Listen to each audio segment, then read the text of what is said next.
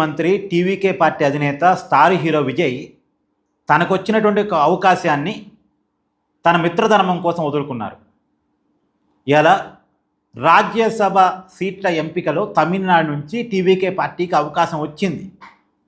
ఇప్పుడు ఎమ్మెల్యేల సంఖ్య టీవీకేకి ఎక్కువ ఉండటం వల్ల, మొన్న ఎన్నికల్లో టీవీకే పార్టీ గెలవటం వల్ల ఒక రాజ్యసభ సీటు టీవీకేకి లభించింది. కానీ ఆ రాజ్యసభ సీట్ని కాంగ్రెస్కి ఇచ్చేశారు విజయ్. మామూలుగా పార్లమెంట్ ఎన్నికలప్పుడు టీవీకే పార్టీ ఎన్నికల్లో పోటీ చేయకపోవటం వల్ల పార్లమెంట్లో టీవీకేకి ఎలాంటి సభ్యులు లేరు. ఫస్ట్ టైం మొన్న అసెంబ్లీ ఎన్నికల్లోనేగా పోటీ చేయటం టీవీకే పార్టీ. పార్లమెంటు వాళ్ళకి బలం లేదు, లోక్సభలో కానీ రాజ్యసభలో కానీ లేదు. కానీ రాజ్యసభలోకి ప్రవేశించే అవకాశం వచ్చింది. టీవీకే పార్టీ రిప్రజెంటేషన్ పార్లమెంట్లో ఉండే అవకాశం వచ్చింది.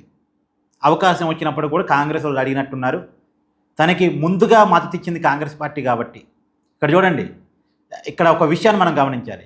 కాంగ్రెస్ ఏమో స్టాలిన్కి చెప్పా పెట్టకుండా ఇన్నాళ్ళుగా నమ్మకంగా ఉన్నటువంటి స్టాలిన్ని వదిలేసి టక్కుమనొచ్చి విజయ్ క్యాంప్లో చేరిపోయింది కాంగ్రెస్ పార్టీ.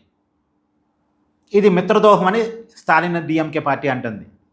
అది పక్కన పెడితే ఇక టీవీకే పార్టీ తన కోసం వచ్చినటువంటి కాంగ్రెస్ని చాలా బాగా చూసుకుంటుంది. ఒక రాజ్యసభ సీటు కూడా తనకు వచ్చినటువంటి రాజ్యసభ సీట్ని కాంగ్రెస్ పార్టీకి అప్పచెప్పింది. కాంగ్రెస్ పార్టీకి తమిళనాడులో ఉంది 5 ఎమ్మెల్యేలు. 5 ఎమ్మెల్యేలకు రాజ్యసభ సీటు రాదు. టీవీకే పార్టీ దగ్గర ఎంతమంది ఉన్నారు? 108 మంది ఎమ్మెల్యేలు, అంటే 107 మంది ఎమ్మెల్యేలు ఉన్నారు. 107 ఎమ్మెల్యేలు సభ్యులకు వచ్చినటువంటి ఒక రాజ్యసభ సీట్ని 5 ఎమ్మెల్యేలు ఉన్నటువంటి కాంగ్రెస్ పార్టీకి త్యాగం చేస్తుంది టీవీకే పార్టీ. సో అంటే ఇక్కడ ఎవరు స్నేహం పట్ల ఏ రకంగా ఉంటారు అనడానికి ఇది ఒక ఉదాహరణ. ఇక్కడ మీ అభిప్రాయాన్ని కూడా కామెంట్ చేయండి. Thank you.